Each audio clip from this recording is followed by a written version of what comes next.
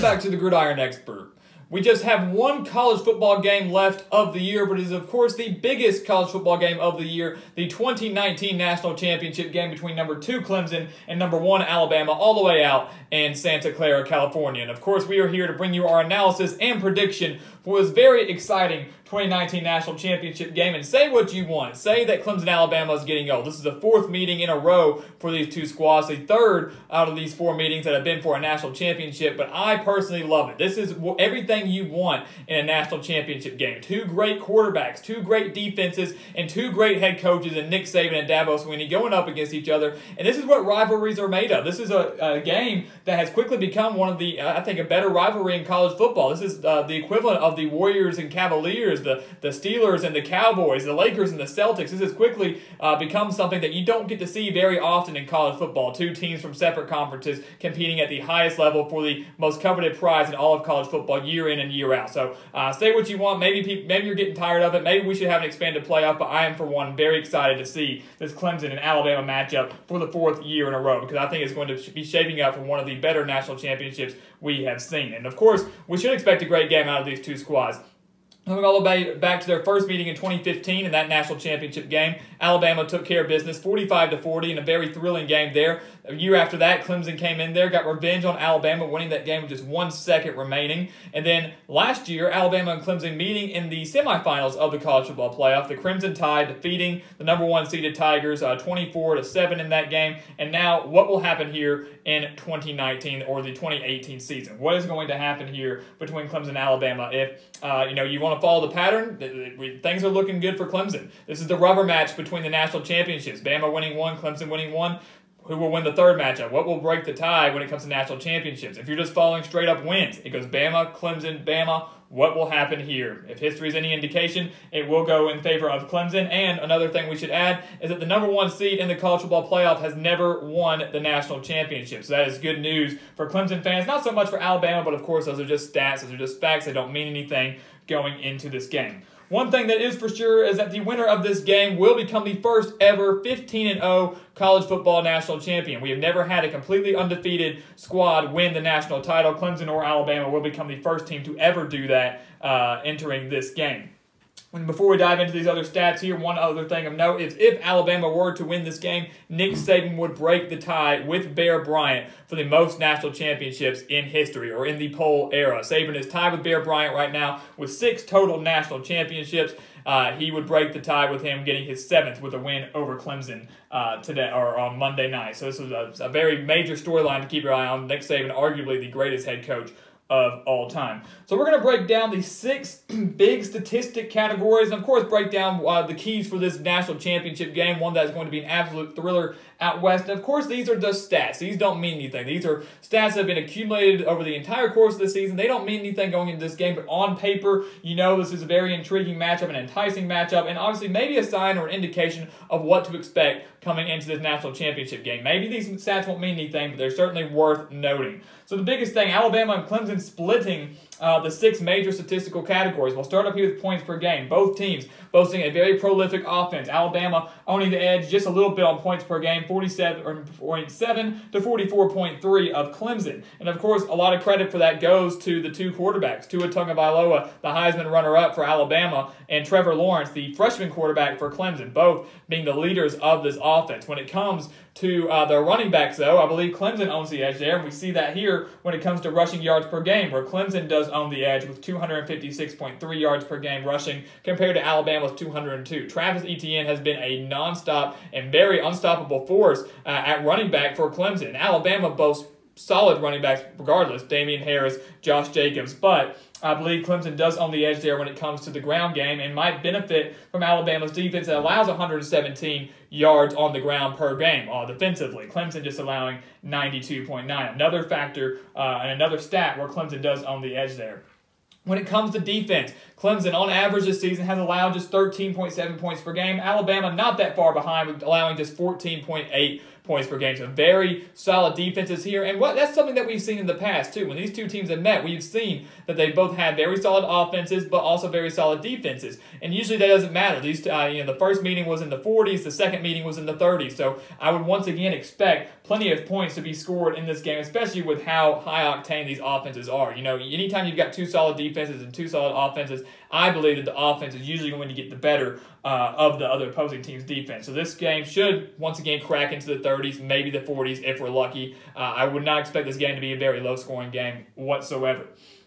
Down here at passing yards per game, it's no surprise to see that Alabama owns the edge there. I mean, Tagovailoa has been unstoppable. He really has. He's been unstoppable. Back in the Orange Bowl, only in completing 3 passes, he had 318 yards and 4 touchdowns. That was, of course, against Oklahoma. People say Oklahoma doesn't have the best defense. It has one of those Big 12 defense, but nonetheless, only 3 incompletions on the day, and he's still battling a little bit of an ankle injury. A very impressive performance.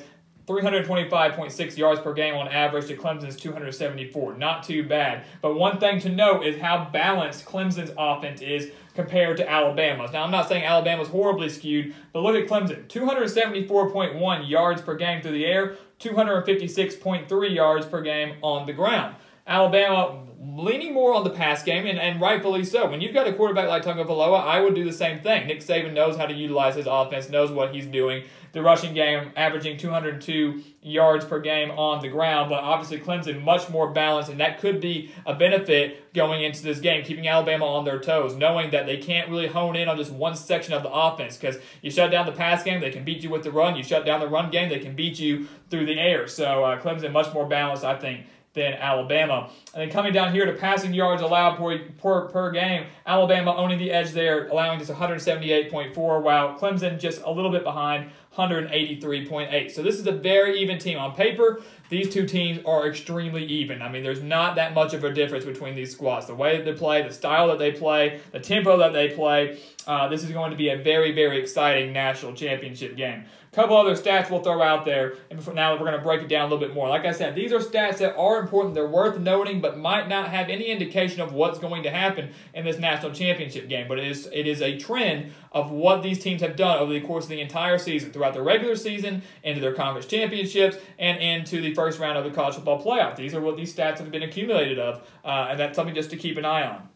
We talked about the rushing game for both squads. Alabama had 200 yards rushing versus Oklahoma. Clemson allowed just 88 yards rushing versus Notre Dame. And that's where this rushing defense is going to come into play here. Clemson's going to have to hone in on Tagovailoa. Any team that plays Alabama is going to have to do that. But Clemson's rushing defense is so solid, allowing less than 100 yards per game on the ground, that Tagovailoa might have a bit of a workload here. Maybe that could be an opportunity for Clemson to snag an interception or two, maybe force some errant throws, or try to generate a little bit of pressure on Tua going into this game, especially if they can take away that run game, something that Alabama has done a phenomenal job of in years past, but it's still done a very good job of this year, but not as well as I think they have done in the past. Clemson rushed for 211 yards in that Cotton Bowl victory over Notre Dame. And Notre Dame, many people said, were overrated. Yes, Clemson won that game 30-3, the defense showed up, the offense showed up, everything was there. But still, going up against an undefeated Notre Dame squad that I did think was solid, just didn't stand much of a chance against Clemson.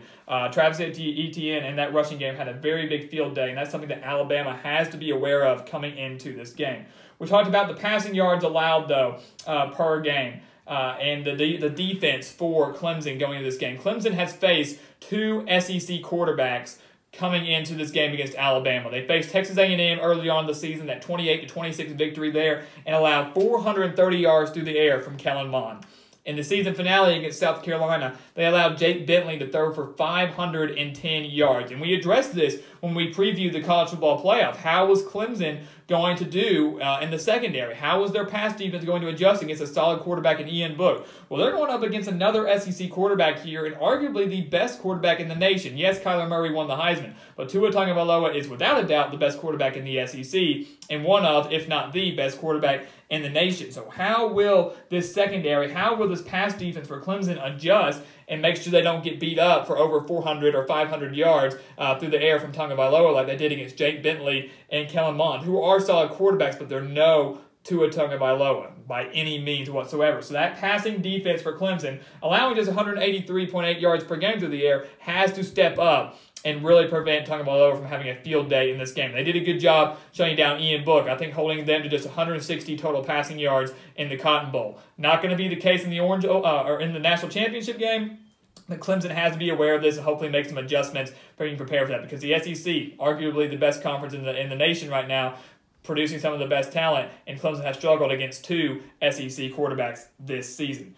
And we addressed the quarterbacks here a little bit. We addressed Tagovailoa's stats in the Orange Bowl, and Trevor Lawrence throwing for 327 yards and 3 touchdowns. People don't want to give him a lot of credit. You know, people always say, you know, oh, he's just a freshman quarterback. And I was a little bit concerned with that going into the college football playoff. How is he going to perform on the biggest stage of his career, a spot for the national championship? And he performed unbelievably. I mean, only 12 incompletions, over 300 yards, 3 touchdowns against a solid, decent Notre Dame defense. And, you know, many people say, well, this is Nick Saban. I'd like to credit or kind of see similarities between Nick Saban and Bill Belichick with the New England Patriots. Everybody says you don't want a rookie quarterback going up against Bill Belichick and the New England Patriots. They don't have any success. I can kind of see the same thing here. You don't want a freshman quarterback going up against Nick Saban and the Alabama Crimson Tide. But there's something different about Trevor Lawrence, and his performance over the course of this season, his performance in the college football playoff leads me to believe that he can exploit some weaknesses in this Alabama defense and do just fine. He's not going to be rattled.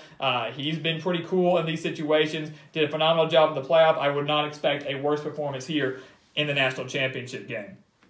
The keys for the game for both of these squads, for both of these teams, they've got to force turnovers, and they've got to convert off of those turnovers. Turnovers aren't going to do you any good if you force them, but then can't convert any points off them. Even a field goal would be great. So both these squads have to do that, and unfortunately, neither of these quarterbacks turn the ball over very much. Tagovailoa and Trevor Lawrence have each thrown 4 interceptions on the year, and that's it. All their stats combined, just 4 interceptions each on the year. These running backs don't turn the ball over very often. So what's it going to take? Will it take some interceptions? Will it take, you know, some muff punts? Will it take some fumbles on kickoffs, or maybe forcing ETN or Damian Harris or Josh Jacobs, somebody to fumble the ball? Will it take a strip sack? What's it going to take to get some turnovers and maybe convert off of those? Because I think that's going to be the difference in this game for both of these squads. They've got to do that, and neither of these teams turn the ball over that much. The key for Clemson, if they want to pull off the upset, and it would just be a slight upset. Bama only favored by about 5 points, 4 points in Vegas right now. So, and you can just tell, as you can see from the stats, as you can see from the performances of both these squads, how physical and how close this game will be. Neither team is going to blow one or the other out of the water in this game. It's going to be a very close championship game, much better than the 2 playoff semifinals. The key for Clemson is to force Alabama to win this game on the ground, as we mentioned. Where Clemson's rushing defense, one of the best in the nation, 92.9 yards allowed per game on average. If they can shut down Tua Tagovailoa and get some pressure on him, which I know could be a bit of a struggle without Dexter Lawrence, but they did a phenomenal job getting some pressure and shutting down Ian Book in the Cotton Bowl. I would assume maybe they could do that against Alabama. If they can do that, they're going to be in good hands. If they can force Tua Tagovailoa to make some bad throws, maybe get a couple picks here and there, just force him to even throw it out of bounds, get a couple sacks, rattle him early, it's going to be huge for this Clemson defense to get them some confidence. And if they can force Alabama to win this game on the ground, Clemson will be your 2019 national champions. And that's going to be the key for them, is they've got to take away that pass game. Tagovailoa is still going to have a good day, without a doubt. But they're going to have to make sure they limit him a little bit and force Damian Harris and Josh Jacobs and those other Alabama running backs to pick up the slack and try to carry them for a victory here in the national championship game. The key for Alabama, like we said here, they're going to have to utilize the play action and using the short passes. If you watch that Orange Bowl against Oklahoma, Alabama was killing Oklahoma on just some of those quick slants, just cuts across the middle. And if Clemson tries to press up a little bit on defense, and especially if they try to take away that pass game, and you expect Alabama to run it a little bit more, they can utilize that play action, maybe go for the home run ball, and maybe generate a couple of big plays that will not only get the crowd into it, but will give that offense a little more confidence going up against a very solid Clemson defense. They're also going to have to make Clemson one-dimensional. We talked about how balanced this offense is. They're going to have to make them one-dimensional. Take away Travis Etienne, take away Trevor Lawrence. You can't allow for both of them to be tearing your defense apart. If you can take away one of them and hone in on either the pass game or the run game, it's going to be huge for this Alabama defense. So they're going to have to rely on those home run plays, utilize the middle of the field, use those quick slants, use those play actions, especially when Clemson's creeping up, trying to either stop the run or maybe try to generate some pressure, and Alabama will get the job done there. It's going to be a heck of a national championship. I would expect nothing less. The past 2 national championships between these 2 squads have been classics. In the end, though, I do believe that Nick Saban will break Bear Bryant's record for most national championships in history. Alabama will defeat Clemson out west in Santa Clara in what is going to be an instant classic in the 2019 national championship game. It's going to be an extremely close game. The spread pick for that will be coming out on Twitter, so make sure you keep your eye out for that. But these two teams are so similar. There's so much history already between these two squads. The fourth straight meeting between Clemson and Alabama, and once again, it is going to be a good one. So you're not going to want to miss that on Monday night, the 2019 National Championship game, the final college football game of the year. So as always, please continue to like, comment, and subscribe, and we will see you next time on The Gridiron Expert.